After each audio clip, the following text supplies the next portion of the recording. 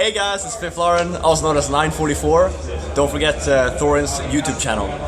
Learning to play any position in Counter-Strike at a high level is already very difficult, but learning to play a new position, a new role, is incredibly tough, and not that many people have managed it at the same high level as their previous role or better. Now, there are players out there who have managed it. For example, Shox, formerly one of the best mid-round and clutch players of all time in very games, switched over to become an entry fragger, helping LDLC win a major, win MLG tournament.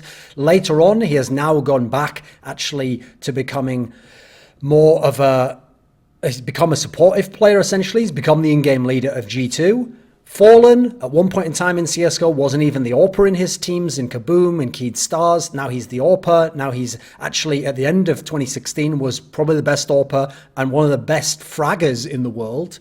You look at someone like Dupree, one of the great all-time entry players from 2014 through to 2016, switched it up in the latter part of 2016, has now become sort of an aggressive lurker, and over the last few tournaments has been fantastic. So who better to learn the game from than these very players? All of these players either have or are in the process of creating guides which are released on Boomio, where you can learn how they play the game, how they see the game, how they set up tactics, and get an insight into the pro's mind on how to play Counter-Strike. Now, Seized, the Natas Vincere player, has come to an end with his time with that one team. He played in the team for almost 4 years, but he's only 22 years old. That's an interesting thing to note. He's still a young guy. He's still someone who could have many years ahead of him. In that short career, he played in all 11 of the majors we had in Counter-Strike. He made the playoffs in 9 of them. He missed the first one and he missed this last one. He made the semi-finals in 3 of those majors, and he made it to the finals in 2 of them and back-to-back, which was the last major of 2015, DreamHack Cluj-Napoca, and the first major of 2016, MLG Columbus. He won smaller titles, made many, many finals of some of the biggest competitions in the world, numerous top 4s, and won a big 250k or more tournament, which was ESL 1 New York in the second half of 2016. Sadly, though, newer fans who only started watching in the last year and a half, might not appreciate how good this guy was and how routinely throughout his career he had to change his role and change the focus that he had within the team, where he was set up, how much resources he got, how much he had to be the supportive one facilitating others. And for the majority of his career, beyond this last 6 to 8 months in Na'Vi, he was a very good player and he did adapt very well, which is a key element I want to stress here, a theme I want to stress.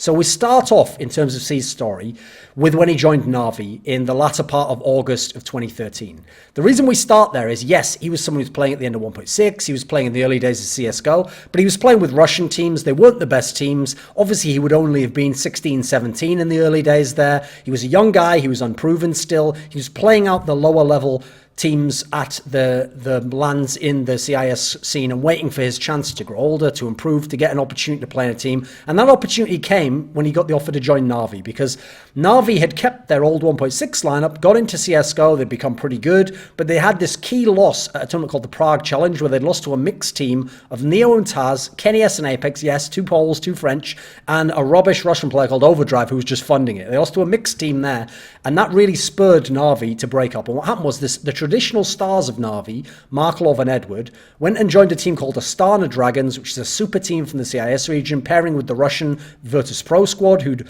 won some tournaments and placed highly earlier in the year. And Astana Dragons would later become Hellraisers, but for a while it was this super team. So lacking for firepower, Na'Vi brought in 2 Russian players. They brought in Kibakan and they brought in Seized. Now, in their first few months of this team, Seized was actually the best player in the team. He was the clear best fragger. He was a young talent. He looked very good. Kibakan, on the other hand, was very up and down and kind of struggled, and hence exited the team not that long after and hasn't really been seen from since in terms of the international scene. The problem is, think about it, even though Seized was the best fragger in the team and the best player, they had an extremely supportive heavy lineup in that team, because Starix was a much worse player in CSGO fragging wise than he was in 1.6. And so you had the traditional supportive elements of Zeus and Senya, but Starix was also in the supportive end of the equation, and so you had too little firepower in the team, and as such this Na'Vi team, very underwhelming, didn't do anything at the first major. Kibakan and Senya got removed, and Guardian was brought in, the Slovakian player, not somebody who speaks Russian, but who'd start to learn a little bit, who'd played with the Virtus Pro lineup. Powerful AWPer though, one of the best players in the world already, and one of the best players from Source. And Edward rejoined from Astana Dragons, where it hadn't worked out for him. He'd played quite poorly, and it had been pretty bad for overall during his time there. Now, the hierarchy of the team at this point in time was that Guardian became the clear star. The team was set up around him. Edward, in the first part of 2014, actually emerged kind of as the second best player. He got some of his game back. So Seized was a solid third player, someone who did good fragging, and someone who was getting to play now with some veterans, with some top players, and still had Zeus, one of the best in-game leaders, as his leader. The team was centered around Guardian's AWP, though. So Guardian himself at the time was a very good player, but he wasn't as consistent as he was later in his career. He was very streaky, and the team really lived and died in terms of wins over better teams on Guardian streaks. Because other than that, they were a pretty consistent team. They were a team that had that slow, run-the-clock-down style that Zeus has pioneered on the T side in CSGO. Their maps that they were good on, the best two were Mirage and Overpass. They were two of the first teams to get very good on these maps, particularly maps where Guardian shined. And then depending on how Guardian was going, Dust 2 could be very strong for them when he was on that CT side. Now, Inferno was a map they could always grind out wins on because of that grinding style, but that was more down to Zeus than it was down to Guardian or Seized or other aspects of Na'Vi, really. Hence why Zeus has taken that over to Gambit now.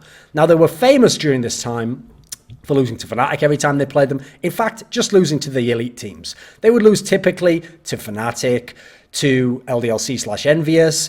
They were able, though, to get upsets, though. They could beat Titan, they beat Dignitas, the one that was Fairtation, Device, and Dupree. They beat NIP, notably, at that famous Star Series. I think it was Star Series 9, was the one where they beat out everyone. Now, the key moment that made Na'Vi better and changed again Seized's role was getting Flamey in the spring of 2015. Seized was the player who seemed to respond to this move the most as his role got switched up. Now he became, remember there's no more Starix at this point in time, that's who left for Flamey. Senya's long gone, Zeus is your in-game leader. So Seized becomes really the support player in this team, and he becomes a fantastic support player right away. Becomes pretty good already. He's got very strong fragging, he's a good clutch player, he's consistent when he needs to. He could second AWP, even though sometimes I thought he pushed that too far, particularly on maps like Train. On Cobble I wasn't a big fan of it, but he still could do that role sometimes. And so when Flamey wasn't on his game, Seized would be the guy who'd pick up the slack and have a big carry performance along with Guardian, their clear best player. Now, the Starix era of him becoming the coach of the team and in-game leading the team from the coaching position also seemed to help out Seized, because this elevated Flamey's game. Guardian had already kicked into becoming the best player in the world, and now Seized stepped forward as one of the best support players in all of CSGO and in history. A very strong support player, and he was, for me, the real reason why when Guardian dropped off in the spring of the next year with his injury, why did Na'Vi still kept making every final, why they still went deep in every tournament, was because Seized was a very strong player at this point in time and could really take up the slack. Now, he took over as the in-game leader when Zeus was kicked and Simple was recruited because, interesting detail, he had been briefly the in-game leader in Na'Vi when he'd first joined. In November, remember he joined in August. In November in 2013, he'd been the in-game leader for a little while. They tried that out, so they could try Zeus out as more of a fragger because they needed more fragging. That had changed up after a while, but they decided, right, he's the obvious guy who should become the in-game leader now. Unfortunately, the coaching change meant Starix couldn't be the in-game leader himself, so it had to be Seized who took the role on. I have to say, this killed Seized's game in every respect. He was a bad in-game leader. He didn't seem to understand how to use players like Guardian, like Flamey, in the same way as they'd been used under Starix or Zeus beforehand. And mainly Flamey with Starix and mainly Guardian with Zeus, because Guardian's style was very much based on this Na'Vi style, which set him up to get his picks. Also, Seized became a bad fragger, and he just didn't have any impact. He didn't win those big clutches he used to. Now, first and foremost, yes, he is to blame for his poor play, and he is to blame for not being able to adapt and all these things, but a lot of his tenure in this Na'Vi team as the in-game leader, I blame on Na'Vi, because I have that principle, okay, that after 3 to 4 tournaments, you have a sense of who a team is as a team. So after 4 tournaments with Na'Vi, they'd failed Star Series outright initially, they won ESL New York, top 4 at Epicenter, and then they bombed out at E-League. If you look at that really is kind of the average of what you could expect from Na'Vi. Maybe like 6th or 7th best team with highs where they sometimes win big series. ESL New York is a bit more of a fluke, so top 4 is probably the best you can expect. But worst is they're going to go out in some group stages and not even do as well as the names should do. That really is what Na'Vi ended up doing, and they failed to examine and understand that principle. So they continued, because right after that tournament, by the way, 5th tournament was IEM, Oakland, where they just bombed out in the group stage of the easiest group. So they're a team that by the end of 2016, after those 5 lands, should have looked at the team and said, this isn't working, Seized isn't working, we've lost our great support player, he's not working as an in-game leader, and we're not getting the best out of our stars. They refused to, and they continued on for 7 whole months more. So at that point in time, Na'Vi have to take a lot of the blame. Because if you set someone up to fail, you give them a responsibility, a task that they can't manage and they can't complete, then hey, the first time they fail, the second time they fail even maybe, you say, hey, that was your fault, you didn't do what I asked. But at that point in time, if they keep failing, you have to acknowledge you're now asking them to do a task you have now had it proven they cannot accomplish. This isn't like Seized failed for 1 month. He failed for like 9, 10, 11 months with this team, and you continued to put him in that position and say, you're the in-game leader, keep doing this, when it wasn't working for him individually or the team as a whole. So I have to blame that on Na'Vi, quite frankly. Almost a year with this lineup. Most teams go about 9 months, if they have the kind of results Na'Vi do, and make a change. Na'Vi refused to. They kept this team together. They should have made the move, quite frankly, at the latest, after DreamHack Vegas or Katowice, where you saw like good runs that could never get them a playoff series win. Now, I think bringing in Andy as a coach was a smokescreen because it adapted and tweaked a little bit of their game, but it didn't address the major problems of Seized. It didn't address the problems of not being able to make Guardian work properly in the line ultimately. And so it didn't fix Na'Vi, and it just delayed the problems in the team even longer. So the sad thing is, newer fans will not realize how good Seized was. He was one of the best support players in the world. And quite frankly, when you consider he's one of the best support players on one of the greatest teams of all time, the Na'Vi team of the winter of 2015 through to the spring of 2016, a team that was making finals every time, top 4 every time, finals of majors. There's a reason why when Luminosity first came up with those great results, people didn't acknowledge them as a potential champion. Because Fnatic was winning everything, and then Na'Vi was a team that was doing even more than Luminosity was. They'd make the finals every time, the semi-finals every time, whereas Luminosity would make the odd final. So people don't acknowledge what a great team that was. Yes, it didn't win that much. It was denied a lot of championships. It didn't have tournaments like Gambit had now, where you could run through and get an easier bracket run, but it was fantastic at the time, and Seized was one of the main reasons, along with Guardian, along with Starix, along with Zeus and Flamey in their own lesser ways. He was a key element that made them so stable and so good tournament to tournament.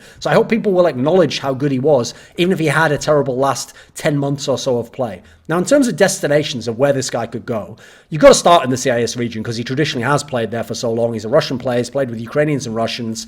Now, Gambit's got to be one where I hope they consider him. I don't think they will because they just won the major. So unfortunately, they might think, well, we don't want to change this lineup. Let's see what happens next. Okay, fair enough. I get that. But I think this is an obvious move that could upgrade Gambit because they've had their lineup now a solid 8-9 months or something. And we've seen the best and the worst from them. And I feel like if you take Dosia and replace him with Seized and have him as more the supportive element and kind of a solo site player, solo site anchor, no, not solo site, solo anchor in the site, I feel like Seized will become an amazing player again. I feel like he'll be a much more clutch player than Dosia, and crucially, reunited with Zeus in that slow style, I think he'll just be very effective. So I'd love to see him on Gambit if they'd consider that.